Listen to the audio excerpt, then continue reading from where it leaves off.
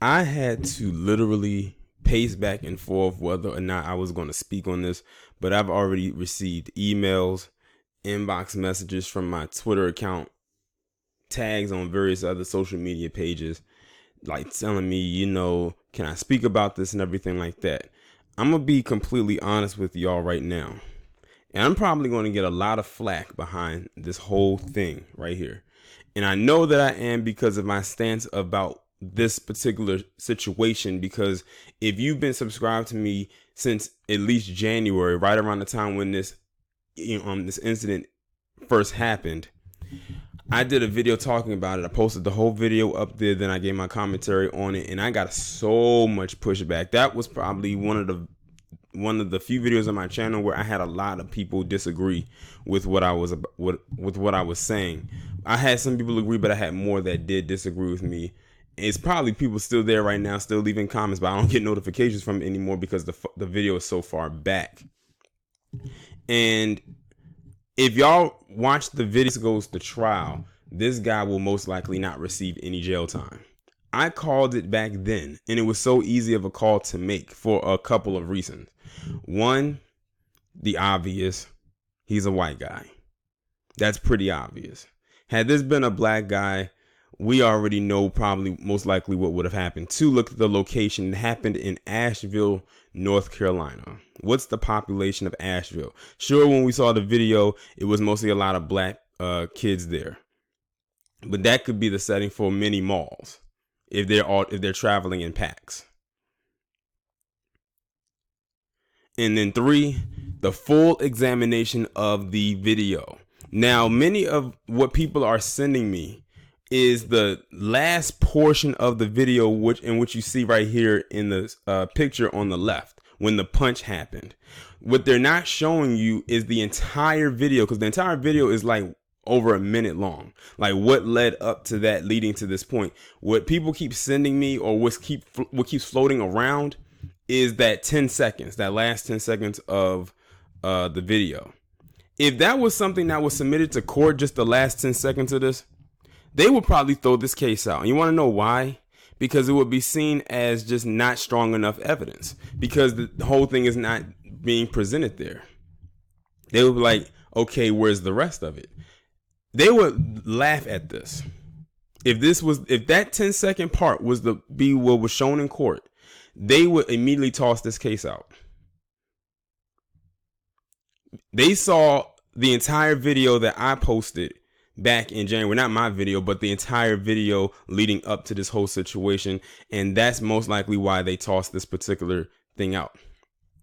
But the last part of the video, which I truly believe would let him walk from this, or at least give him the quote unquote slap on the wrist, was the part where after he pushed her away, which was the warning push, and then her coming back in an aggressive fighting stance like she wanted to hit him, and then that's when he hit her. That part right there was a huge part.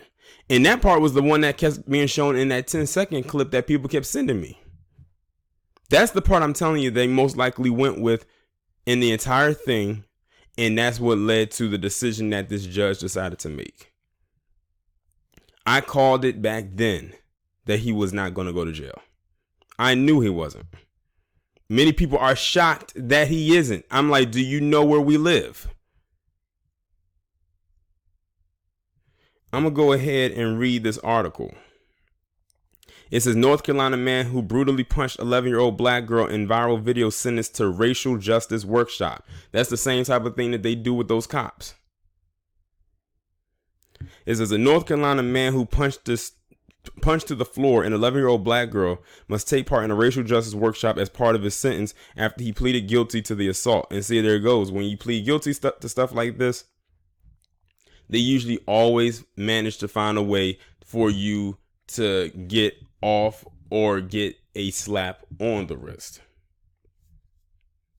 David Stephen Bell, age 51, of Black Mountain, appeared in court on Monday over the incident outside a mall in the Asheville back in January. A shocking video of what happened went viral across social media at the time. Many criticized Bell's actions as unjustifiable, though some internet commentators argue he was defending himself against the threat. The mall punch footage shows a group of girls surrounding and taunting Bell, who was 6'5" tall and weighs 250 pounds. He turned and pushed one of those confronting him. She ran towards Bell, who caught her with a left hook. And I'm telling you, that's the part right there that they probably focus the most on, and anything else that happened before leading up to that. The girls dispersed screaming as their friend lay on the floor, reeling from a heavy punch. It is not clear what started the incident, but Bell's attorney claimed that the group of girls were harassing a woman at a bookstore, and he helped her to leave before they set upon him. Andy Banchoff, Bell's attorney, also told Asheville Citizen Times back in January that his client is undergoing treatment for a traumatic brain injury and has PTSD. His actions were in an effort to defend himself against a perceived threat from a large pack of youth who had trapped and surrounded him.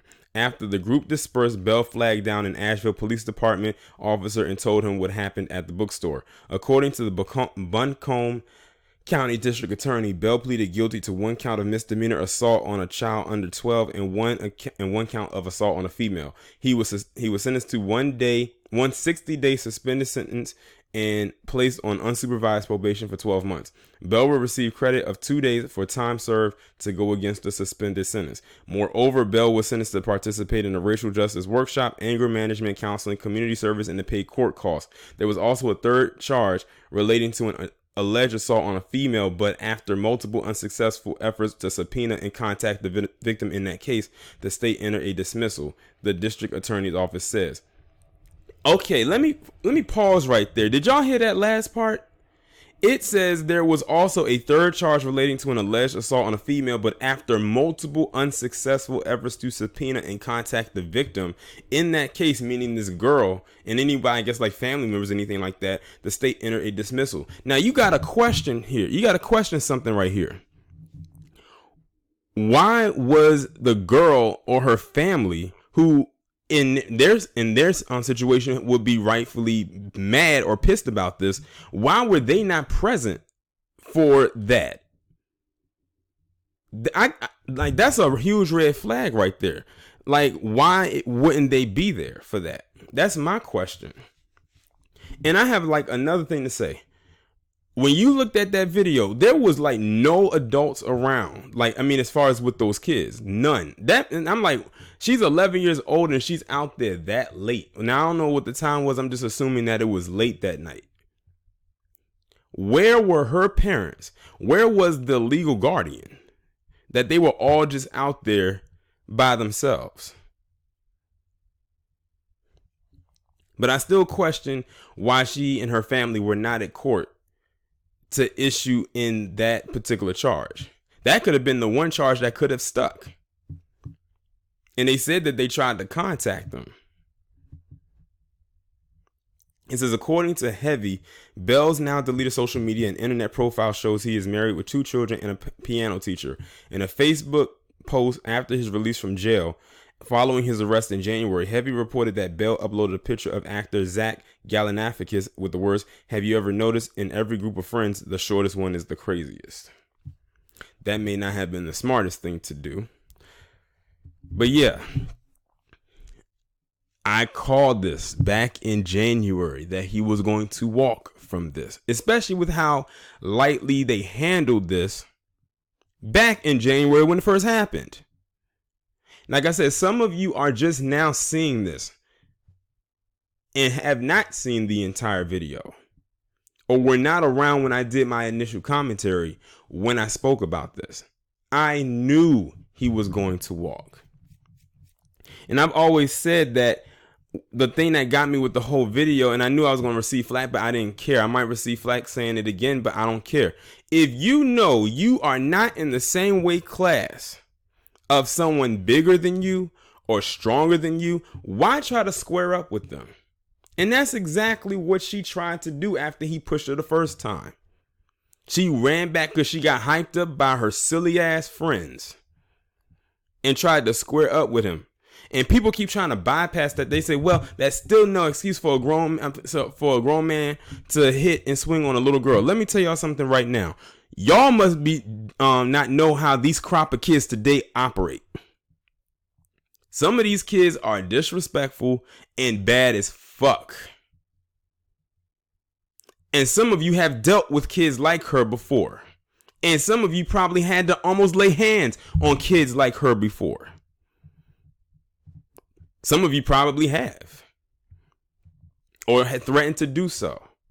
Some of these kids walk around with weapons, knives. Hell, some of them have guns. There is really no excuse. Now, if you want to say or do the both sides thing, let's do the both sides thing. He was wrong because he could have restrained himself and not gone completely way over, like gone overboard with that punch.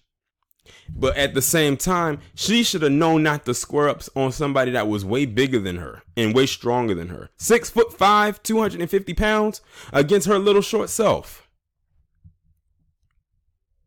And then notice all her little friends that were hyping her up scattered like roaches after he hit her. Some friends she has. Did anybody go check on her? To this day, we don't even know her name. And I still would like to know who the hell her parents are.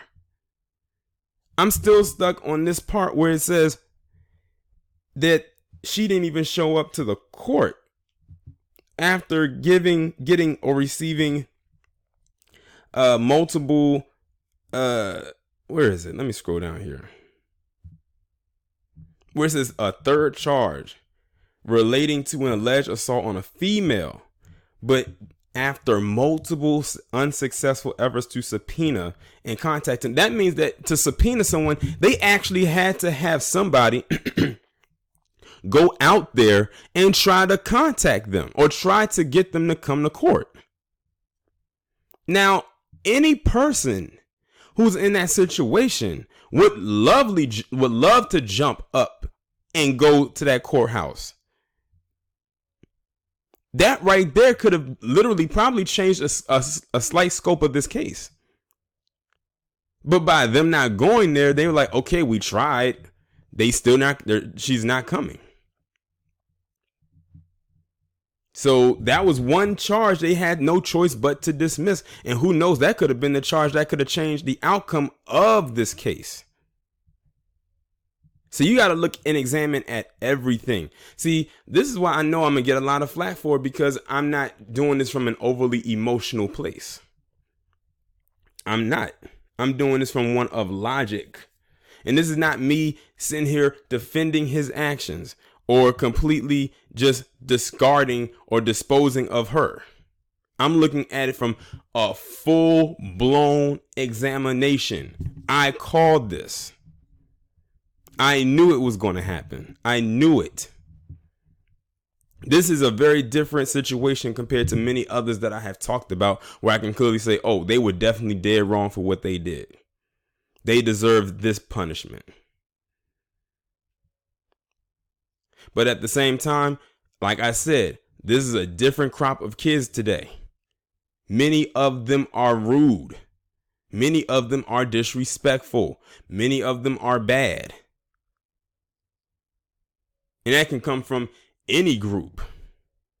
But you know, when it comes to us, they keep us under a microscope.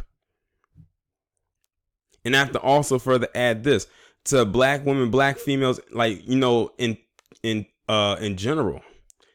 If y'all knew some of the things that they have said about you in these circles, it would not be seen as a compliment. Someone could probably look at her and say, oh, they could probably say she was trying to be overly aggressive.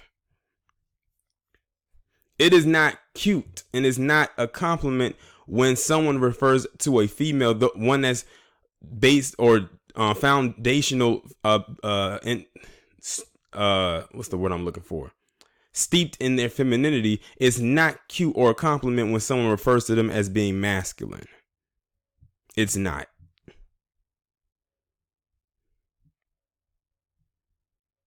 But yeah, I can see why he got the slap on the wrist and why he walked. And I'm prepared to get all the slings and arrows from this commentary. I'm prepared for it, because I prepared myself back in January when I gave my initial take on it as well. Like I said, I am an equal opportunity analyst. I have to cover things from every single angle. Otherwise, I would be biased. Notice I didn't say everything and agree with everything that this guy did. I don't agree with everything that this girl did. Was there wrong on both sides? Yes, there was. Do I see why he is walking? Yes, I do.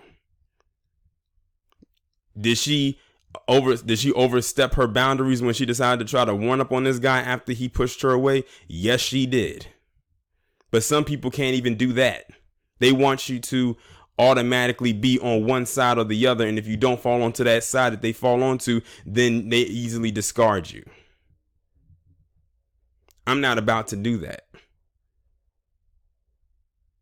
But y'all let me know what you think about this down in the comments, and I'll talk to you in the next one.